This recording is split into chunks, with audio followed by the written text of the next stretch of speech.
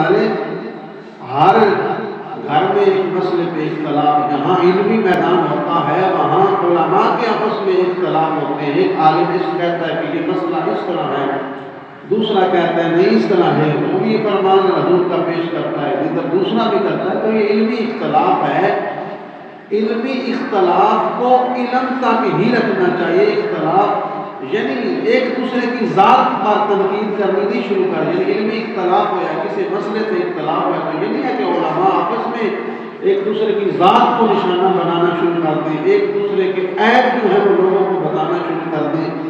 اسی طرح معاشرے میں ہزاروں چیزوں پہ ہمارے اختلاف ہو جاتے ہیں۔ کہتا ہے کہ یہ اس طرح ہونا چاہیے، یعنی کوئی گلی بنتی ہے، ایک کہتا ہے نہیں ان کر کے بننی چاہیے، دوسرا کہتا ہے یہ اختلاف ہے۔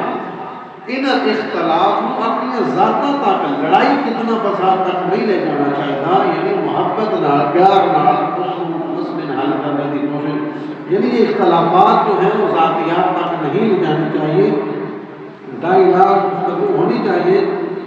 اور یاد رکھیں کہ انسانی رائے میں اختلافات پائے جانا عیب نہیں ہے، عیب کوئی نقص نہیں ہے۔ ایک بندہ آدھا کا ان کریے تو دوسرا آدھا ان کریے، یہ کوئی عیب نہیں ہے، کوئی نقص نہیں ہے۔ ہر بندے کا اپنا ایک نظریہ ہے، ہر بندے کی اپنی ایک سوچ ہے، تو یہ عیب نہیں ہے۔ جہاں علمی میدان ہو علماء کے اختلاف ہوتے ہیں، بے شک ہر شخص کا زاویہ نظر جدا ہو سکتا ہے، ہر بندے کی سوچ الگ ہے، جدا ہے۔ تو اس لیے آج ہماری گفتگو کا